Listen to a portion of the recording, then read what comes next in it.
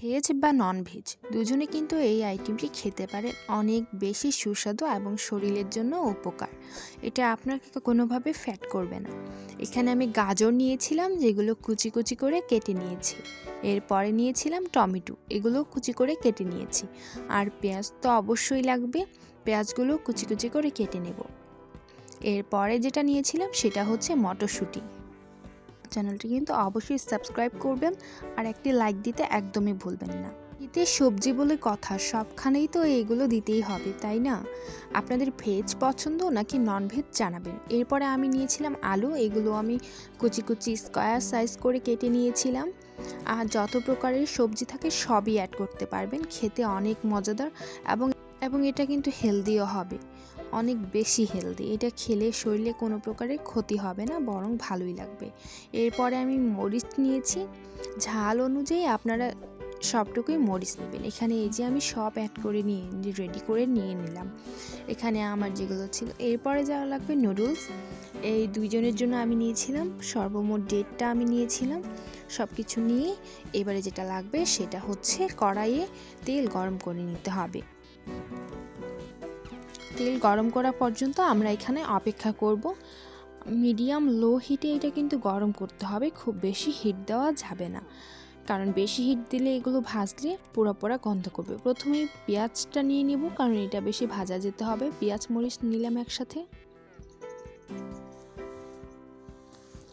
পেঁয়াজ মরিচ নিয়ে এগুলোকে ভালো মতন ভেজে নিব, যতক্ষণ না হালকা একটা ভাজা ভাজা ভাব চলে আসে।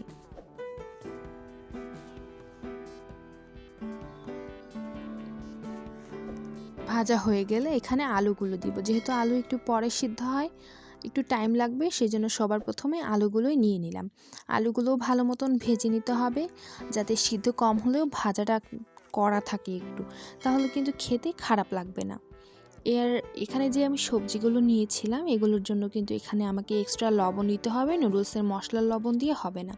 এরপরে আমি গাজরগুলো দিয়ে দিলাম, একে একে ধাপে ধাপে দিব, যেগুলো আগে সিদ্ধ হবে সেগুলো আগে দিব।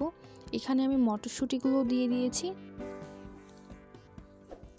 এই সব কিছুতে প্রচুর পরিমাণে কোলেস্টেরল থাকে, আর এগুলো স্বাস্থ্যের জন্য অনেক ভালো। এরপর আমি একটু সয়া সস দিয়ে দিলাম, আর এখানে টমেটো সসও অ্যাড করেছিলাম। আপনারা সয়া সস না থাকলে এটাকে স্কিপ করতে পারেন, কোনো ঝামেলা হবে না।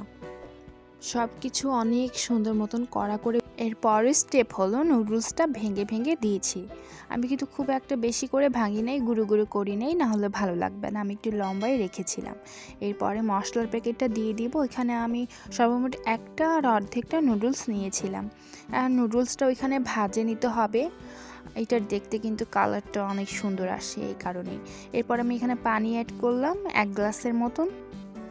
পানি অ্যাড করে এটা আমি ঢেকে দিয়ে সিদ্ধ করতে দেব। এটা আমি আলাদা করে আর তেলের মধ্যে দিব না, তেলের মধ্যে দিলে কিন্তু হেলদিনেসটা চলে যাবে।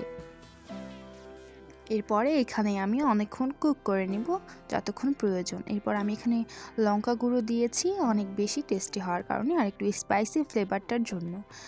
এরপরে আমি সবার লাস্টে উপরে টমেটোগুলো অ্যাড করলাম, কারণ টমেটোগুলো বেশি সিদ্ধ হয়ে গলে গেলে ভালো লাগবে না। আপনারা ইচ্ছে হলে এর আগেও দিয়ে দিতে পারেন। এরপরে সকল কিছু আরও ভালো মতন সিদ্ধ করতে হবে, যাতে ভালো মতন সব কিছু সিদ্ধ হয়ে যায়। এরপর 2টা বাটি নিয়ে এখানে আমি তুলে নিচ্ছি বাটির মধ্যে। এটা কিন্তু খেতে অনেক বেশি মজার ছিল।